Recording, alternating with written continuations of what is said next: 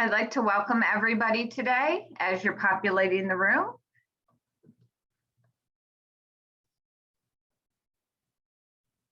I believe the doors are open. As usual, we are not going to allow attendees to speak, but you are more than welcome to type your questions into the chat box and or put them on the Q&A, in which case we will pick them.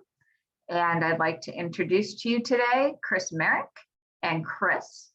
Tell everybody about yourself. Hi, how you going? I'll just share my presentation with you right now. I'll jump into it.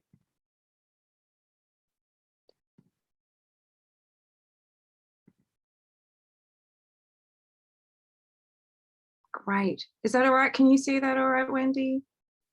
Absolutely. It's coming up beautifully. Wonderful. All right. Well, good afternoon. And thank you so much for having me here today, Wendy, and also Arthur.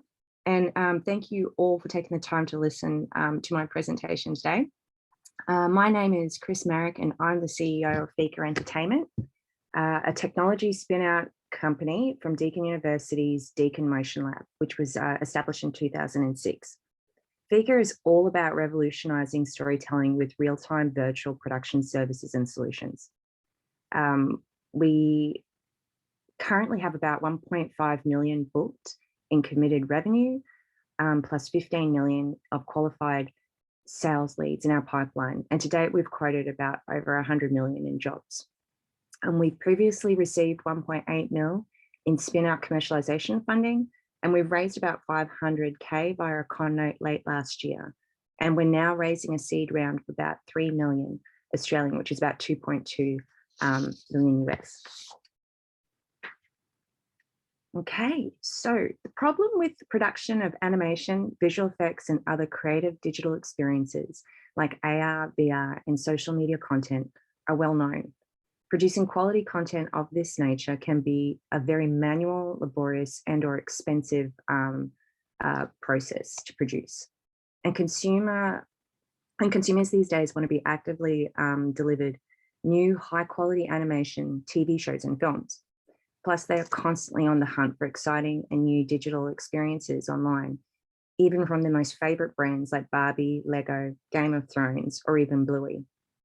Being able to produce a lot of this type of content is usually only accessible to those who have the cash, for example, medium to large scale businesses. It can take up to 3 years alone to deliver an animated feature. And often animation and visual effects production work is sent offshore to countries with large, low-cost labor resources. Overall, these factors make animation, visual effects, and online digital content production a very high-risk process with limited control. Fika offers technology solutions and services that revolutionize the production and delivery of animation, visual effects, and online digital content experiences. Our in-house developed Alchemy Pipeline software integrates motion sensors, computer technology and media, production software, and equipment with animation and visual effects characters and sets. This enables cast and crew to produce high quality animation and visual effects and other content in real time with little to no cleanup work required afterwards. As you can see from the image sequence sample here, we hook up an actor with motion sensors plus filming equipment via our software and map him to drive the movements of an animated horse. The animation produced from this can be captured, viewed, and even edited live. The audio and facial movements can also be later reversioned authentically in order to do it in other languages, and that can be done quite effortlessly. We are also able to use our Alchemy pipeline for many other things, including LED solutions, similar to what was used on the Mandalorian TV series. This enables a production to transport themselves to being in somewhere like Tokyo, Paris, Sydney, or Chicago, set all from the one location. It also enables us to produce animation in real time with little to no cleanup.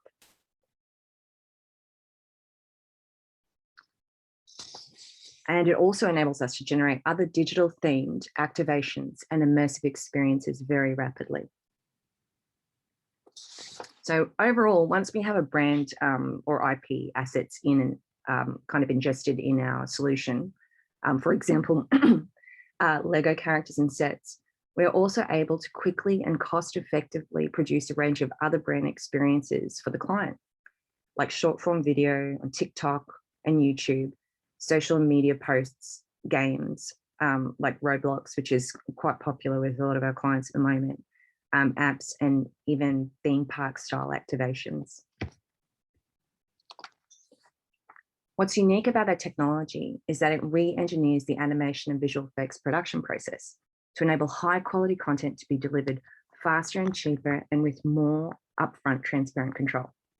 What used to take months in post-production can now take weeks or days during the pre-production and production process. Our technology does this by integrating and automating the connection of 1,000 inputs normally handled manually and pulls that together all in real time. Therefore, the cost and the time savings are massive. And on average, we can enable animation and visual effects content to be produced for up to half the time and less than half the cost as compared to traditional methods. But not only does this capability save time and money, the quality of the animation and visual effects production produced is much higher because we facilitate instant feedback and changes, which allows for more creative scope and control for our clients. So the traction to date, Fika has been quite positive. The entertainment clients and prospects we've dealt with have been very impressed with Fika's offering. And as a result, we've already captured approximately about 1.5 million in revenue to date and have amassed about 15 million in our sales pipeline for the 2021 and 2022 years with various companies and brands around the globe. Also to date, we've generated probably about over 100 million in bid interest queries. Our in-house developed animation product, Adventures with Arnie Ada, has already received local and overseas commercial interest. And we've partnered with the Aussie kids icon Humphrey B, as in the image you see on the screen. We partnered with him for his new mixed media TV series and brand product offering, which is an exciting project to have. We also process jobs and bids for clients in the health, wellbeing, and education sectors who are excited to be able to affordably access these type of services. These sectors also offer a broad range of revenue opportunities, which is a clear growth sector for us. While we know the type of technology capability we facilitate has been used on high-end movies like Avatar and Avengers, and it's also embraced by the likes of Weta, ILM, and Technicolor. We also know that we are one of the few companies out there to bring a fully integrated and supported virtual production services and solution capability to the mass market, with a roadmap for providing an easy to use and accessible software as a service product for producing content via virtual production. Compared to our competitors, our technology, software, and service offering and market approach differentiates us. And as validated by our client feedback, it appears that no one else in the market that we know of is able to produce animation in real time with minimal to no post-production cleanup work like we are at the price point and the quality that we are able to deliver. Animation and visual effects is already a large global market alone at 14 billion a year, but the efficiency of what Fika has to offer in fact grows the market, because high quality animation and visual effects and other digital content experiences can now be made affordable and accessible to a wider range of businesses and creatives and other industries beyond entertainment.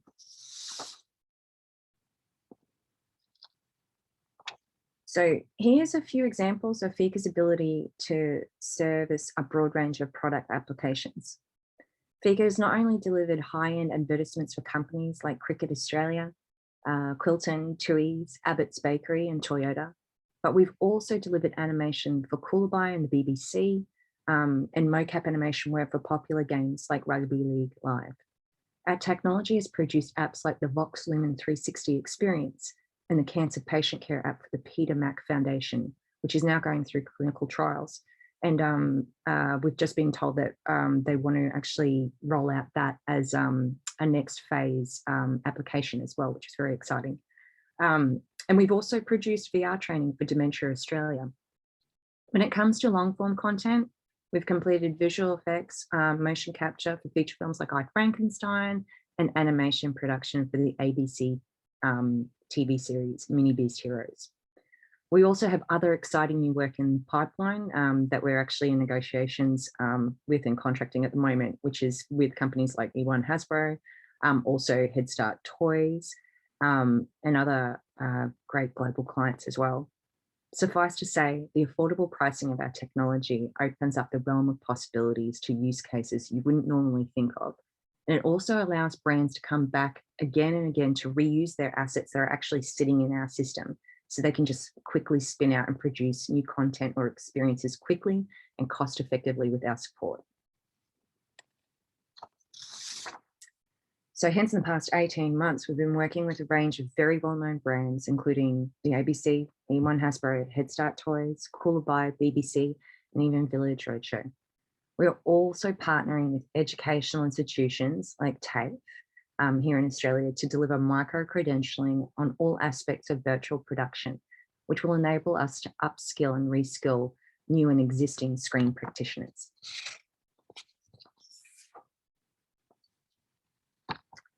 We are a highly experienced and passionate team. As CEO, I've spent 10+ years in the entertainment industry as a producer, and I've also worked as a business transformation consultant and process re-engineering consultant for the entertainment and education sectors. Dr. Jordan Vincent, Peter Divers, and Dee Sadzanecki are the key group of researchers who developed the Alchemy pipeline solution, which is core to the Fika technology software and services offering. Our team brings together extensive experience across all aspects of the virtual production process, including performance, product and solution development, entertainment production management, and change management. In an era where Australian and global industries have struggled in the entertainment sector, our technology enables our team, but also our industry, to compete globally with a greater level of quality and pricing. We're absolutely passionate about growing our industry in Australia and also around the globe. We are very fortunate to also have a wonderful group of advisors to help cut through the market and also help us run efficiently and effectively. The entertainment industry is definitely an industry where relationships and your reputation are important. While Fika is a newer company in the marketplace, our team of advisors are experienced, very well known and respected in the industry. And they've been able to help position the company as being a valid and innovative service provider that people can trust.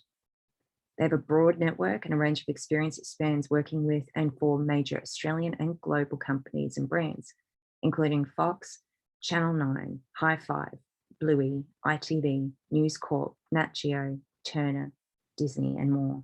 Their experience and know-how has enabled us to cut through the marketplace rapidly to various bids and prospects thus far.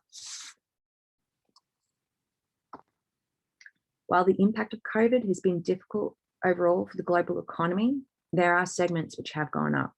This includes supermarkets and online shopping, but also media consumption. A Nelson analysis showed that in some cases, media consumption was up by 60%. And in the US, it's never been higher.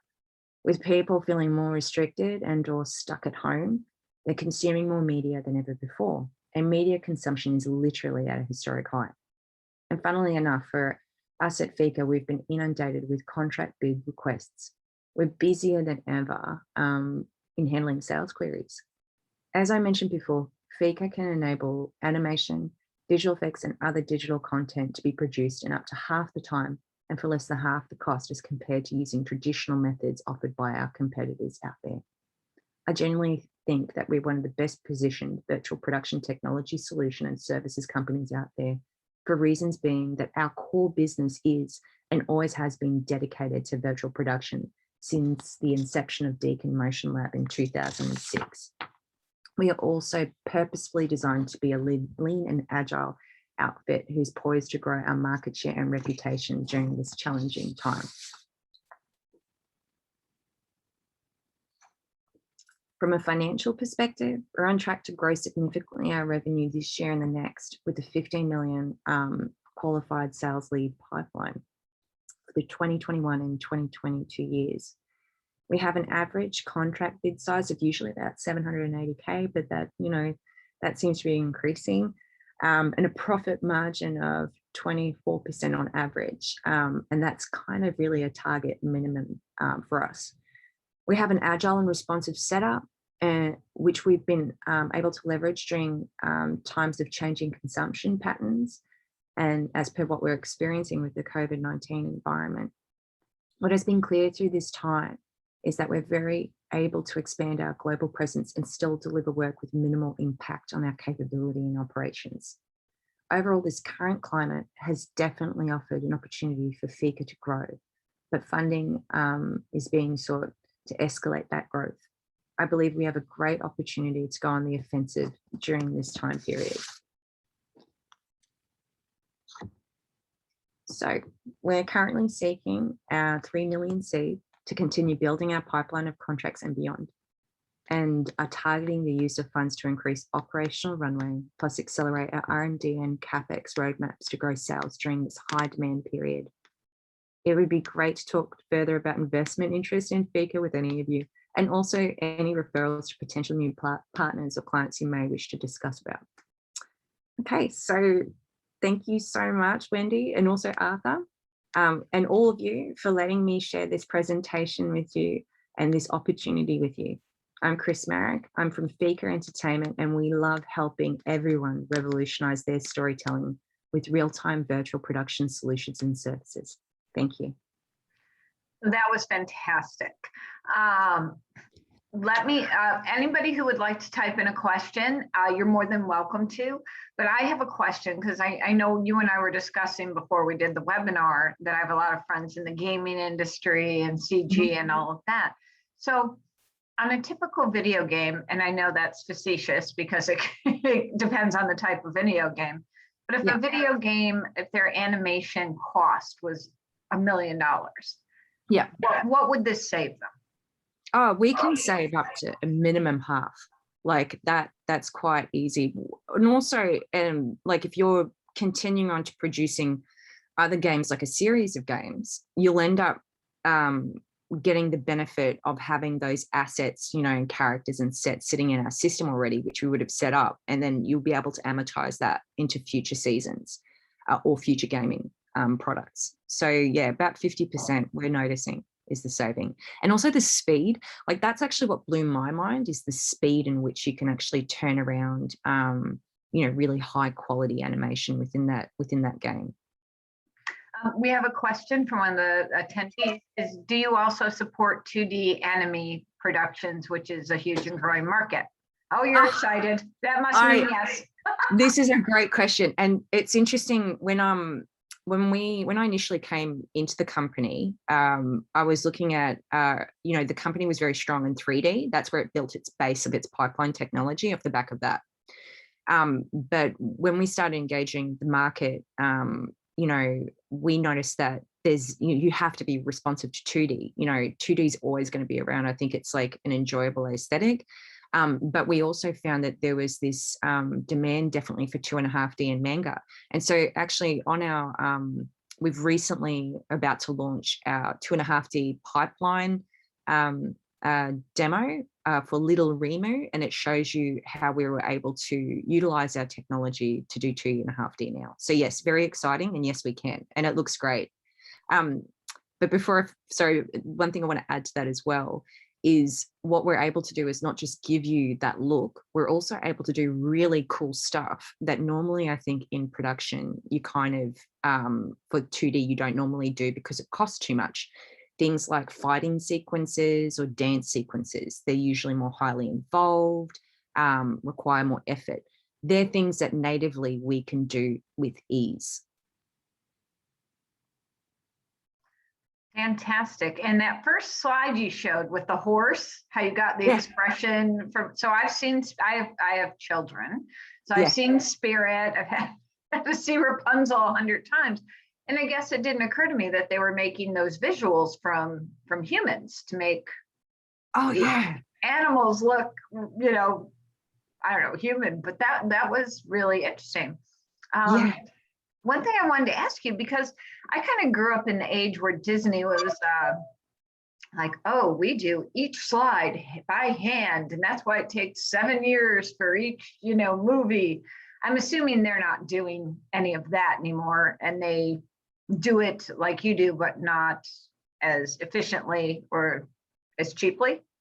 I think what happens now is that, and this is like the technology that we're utilizing has been either in some way utilized in-house for, Disney or ILM, Weta, all of that.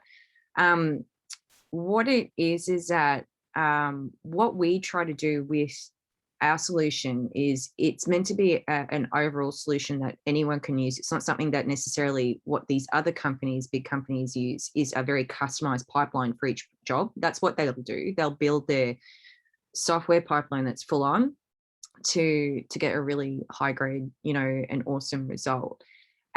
For us, we're working towards getting, a result that's close to that or meets like what I call the TV sector, which is still high quality, but speeds it up and makes that really automated as a production process.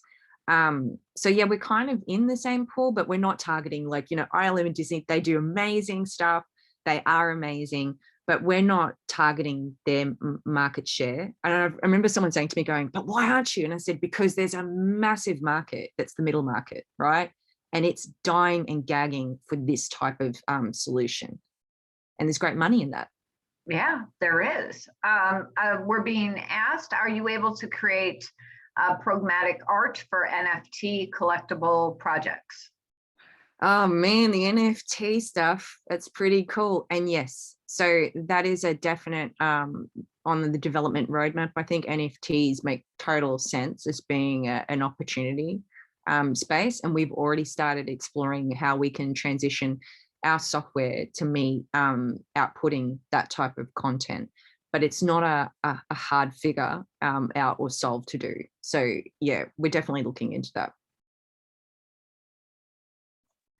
Fantastic. So I just want to go over the ask again that you're doing for your seed round. So because some folks jumped on late, so I wanted to make sure they heard it. Yeah, cool. So at the moment we're targeting 3 million, and that's Australian as a seed. We are putting a valuation. This is based on market feedback as well, at a 10 million val Australian. And really the purpose of that money, what we're trying to do with it is accelerate, our R&D and CapEx efforts, and also conversion of sales. I come from an accounting background, by the way, just something to notice is a good thing. I'm very, very particular about how I value and respect and spend the money. So right now to date, we've been very pragmatic and careful in how we allocate our resources and our funding. But now we're kind of like at a point where we're realizing we've qualified ourselves in the market. We've definitely built this solution off the back of not just research, which is amazing, but also, commercial work. And now we're just at a tipping point, and a beautiful tipping point where we're like, okay, we need to go. And I think that this is what that seed round's all about, is taking us to the next level and being able to invest in those next level activities. Alfie was asking, was that pre-money valuation? Yes. Fantastic. So for the 3 million Australian, what increments are you taking that in? At the moment, because we're a PTY Ltd company in Australia, so we're targeting more larger scale investments in terms of ideally, minimum around about 250, grand. But ideally, we also look for strategic partnerships. So one of the things we're really interested in is we love collaboration and guidance. So we love the idea of working with investors that have an interest in being part of our growth path as well. But yeah, so we also are talking to some investors that are more in that, what I'd call that VC space, that are actually looking to take the lot. And we've got a couple that have, trying to negotiate us on that. Look, to me, I'm really open to offers,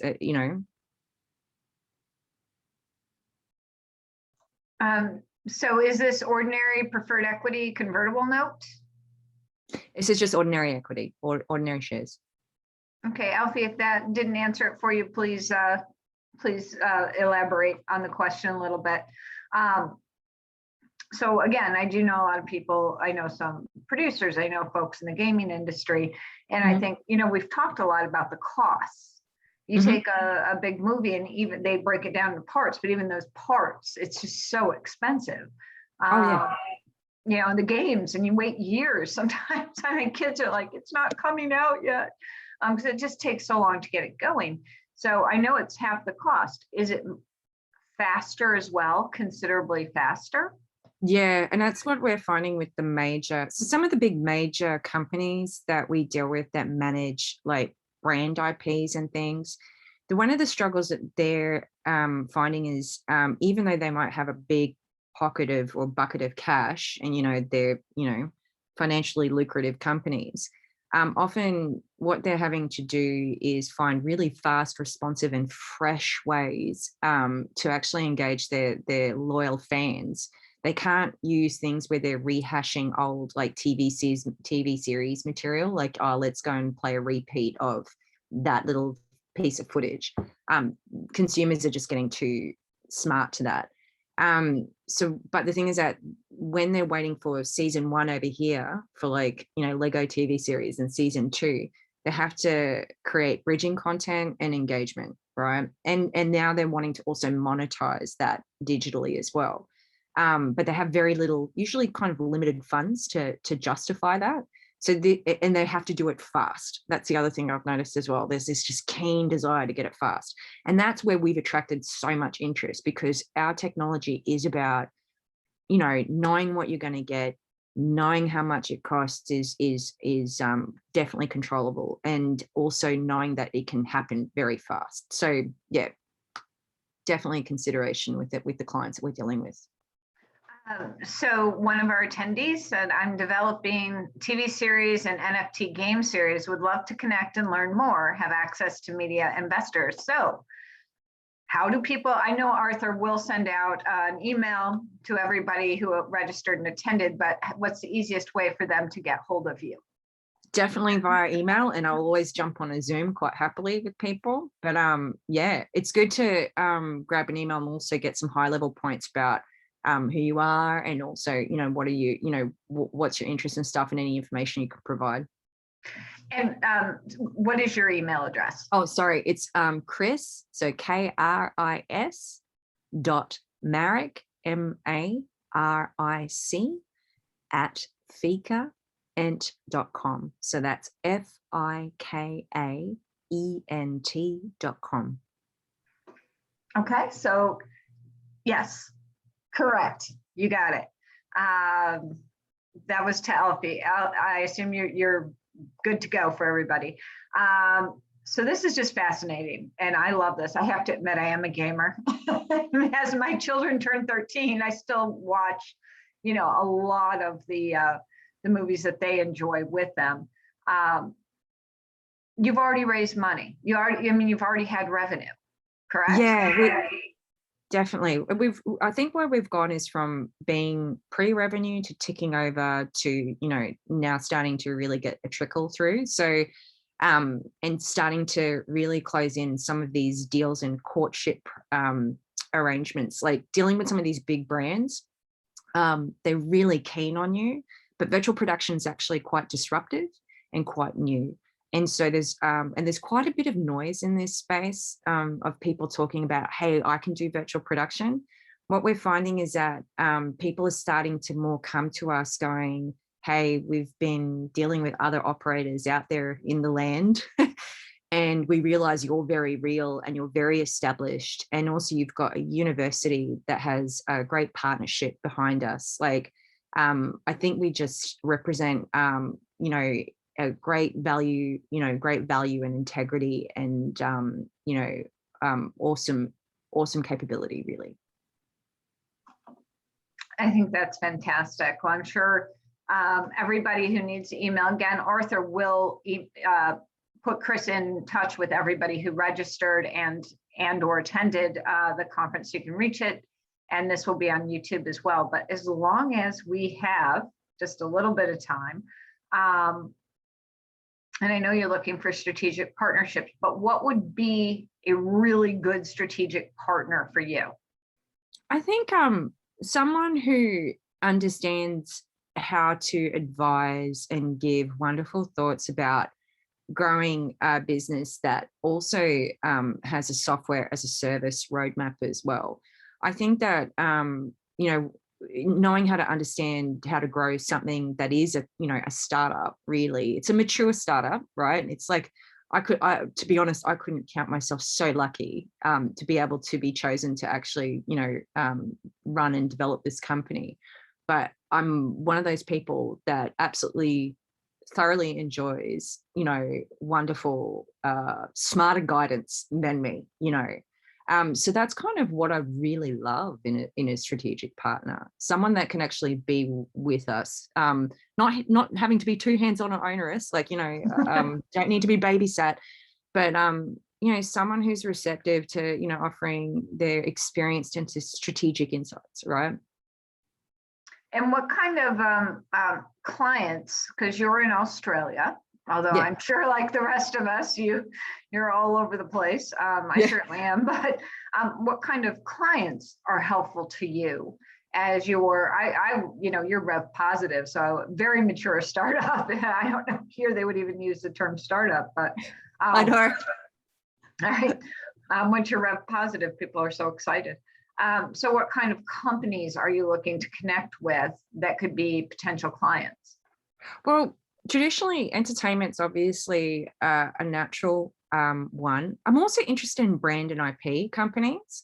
So, publishing is a big thing. Anything that actually, you can leverage a great fan base because of an intellectual property. So, really good example is, I know this sounds random. I'm a gamer too, by the way, Wendy. I never thought I'd ever be, but I am. But things like where someone has, women's fiction or books that are highly popular that can convert into, great content experiences. I think that's a really great market opportunity. We also really are into health and well-being and education. We found there's such a massive appetite to be able to access creating really great experiences for conveying entertainment and well-being, learning and things like that. So we're really open to those type of companies as well. I will say during COVID, we took a call from India and they were having trouble getting to the villages to tell them some basic steps to take care of themselves during COVID.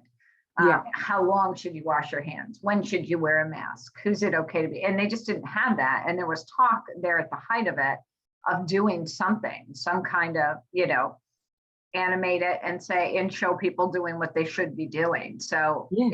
it's coming. I don't know that everybody across the globe can watch a national newscast and say, oh, the president's talking. I think they get these little things in schools and everywhere else where they figure it out. Totally. I think Absolutely. TikTok's been a big influencer of some of that. Well, that's the thing. We just find people just want to be able to be responsive to actually rolling out content. And, that's what's happening now organically in the marketplace, right? Actually really interesting. We've been having to kind of explore the whole Roblox space, which is quite an interesting gaming platform that a lot of brands that we're dealing with are going, oh no, we've got to respond to this, but they have to because they have to start putting content because they're starting to see fan content pop onto these platforms. And so that's where we're kind of trying to help brands and certain clients actually be quicker to the mark on these social media platforms with their own innovative, content themselves. And then also try to figure out how can you monetize that too, right? Is there a way to do that?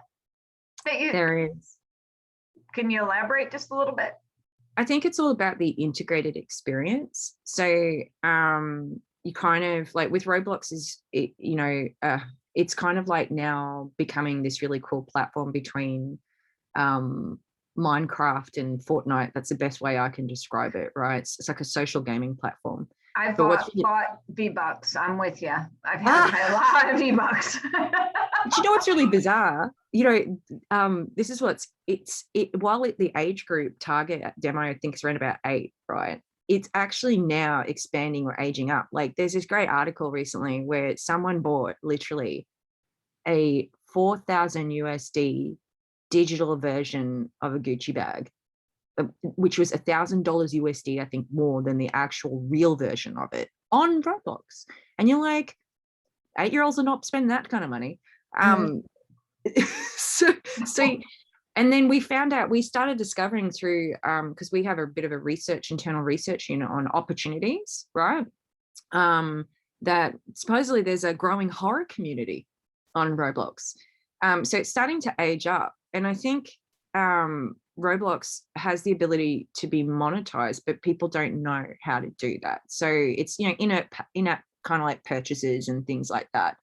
And also there's, you can have a great, the other thing I noticed is that you can have a really great IP that you might launch on a TV series, but it takes a long time for people to actually see the game output. Like, you never want to pay, Game of Thrones is a really good example. You just don't want to end it after you've watched it, right? The ending was horrible, Kris. I watched for years. I was so disappointed. I want the alternative ending very desperately. Well, but the thing is that you live in that world, and when the series is over, you're kind of like, what now? And the thing is that what now is an important question that we actually try to answer, but we try to answer it while you're actually in production. We sit there going, okay, we're going to have a whole bunch of assets. Should we consider helping you make a game? Stuff like that. So that's what we're noticing, is there's a lot of opportunities that people can start thinking early on, that they don't have to roll out then and there, but be prepared for it and then respond to it, and then figure out how to make money off that very quickly. I will say I was most impressed with how The Walking Dead handled that. They started their spinoffs way before they were ready to end. They have a whole shop. They have spinoff shows. They have games. I mean, they're engaged on Twitch. They're everywhere. Yeah.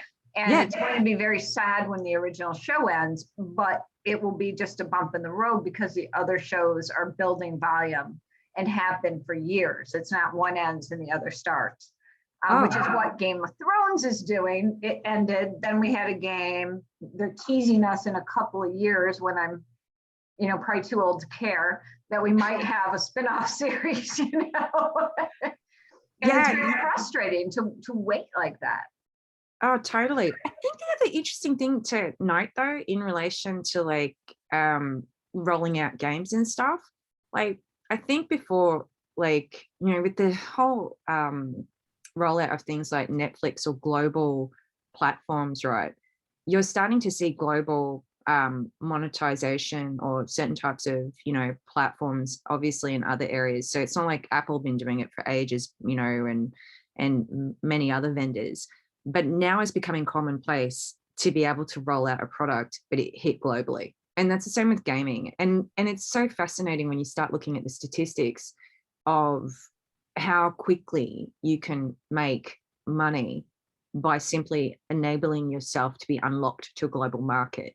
And especially if you've got a pre-existing IP that has a fan base already, right? So I think what we do is we end up accessing that market through other commercial opportunities easier and quicker, as opposed to relying on a kind of disparate way of trying to get those things happening, rolling out those different experiences and those new commercialization opportunities. We try to help them close the gap and also close the cost to be down. I find that all fascinating. We were talking about Nolan and the creation of Atari. He was telling me Brazil slapped him with an $800 per game tariff, which for those of us in this age group, we get it. That was per game. But, now it's like, oh, it's digital, right? It's going. There's not too much you can do. There's the legal things where your jurisdiction is, but you can't stop it. And I think that's really wonderful to be in this age. So are you going to provide any consulting services down the road to companies about Oh, yes. stuff? We do that already now, because we find that like I actually, just interesting to note, when I came to Fika, I actually came to them through a recommendation through the people who produced the Lego TV series. I was like a producer. I was looking at that, and I actually was a brand owner. I'm a co-founder of Iconic Kids brand.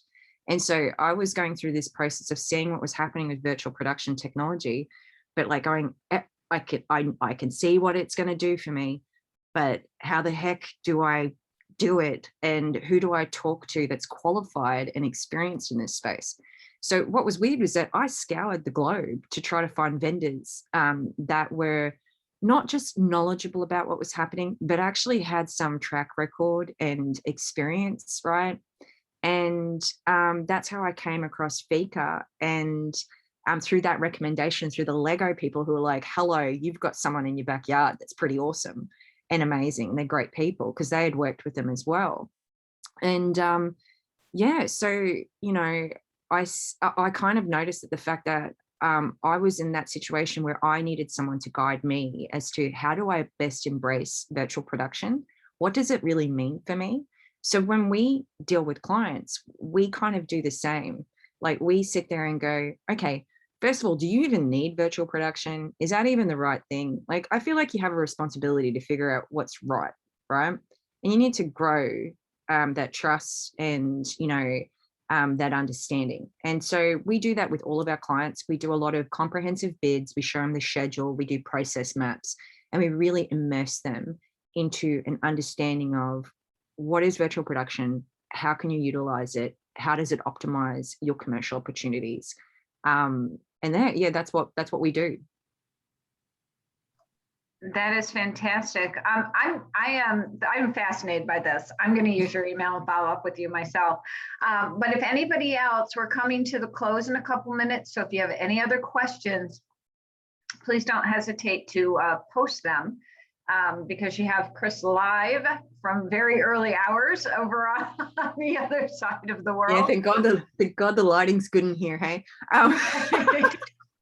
it's Perth is easy for me because that's 12 and 12, but Sydney, Melbourne, it's difficult for me to always do the time on that.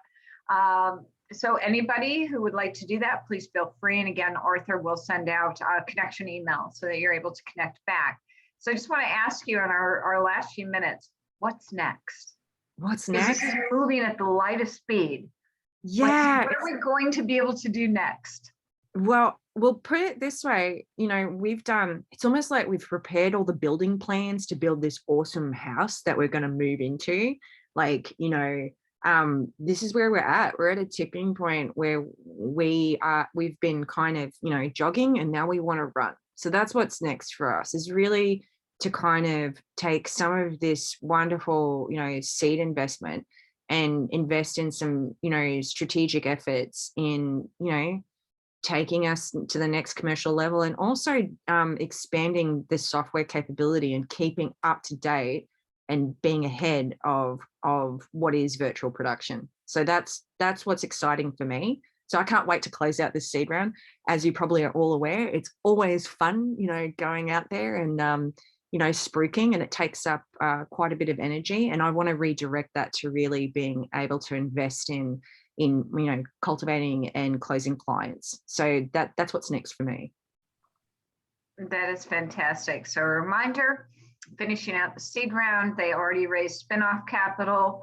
They're revenue positive, and Yeah. right, revenue positive, which is phenomenal. I just want to thank you so much for answering everybody's questions and my own questions as well. Really appreciate it. My pleasure. Thank you. This was great. Thank you very much for the opportunity, Wendy, and thank Arthur as well. Oh, and Alfie said thank you as well. So we really appreciate it. And I want to wish you, it's afternoon here where I am, but I want to wish you a great day over there. And thank you again. Thanks. Thank you, everyone.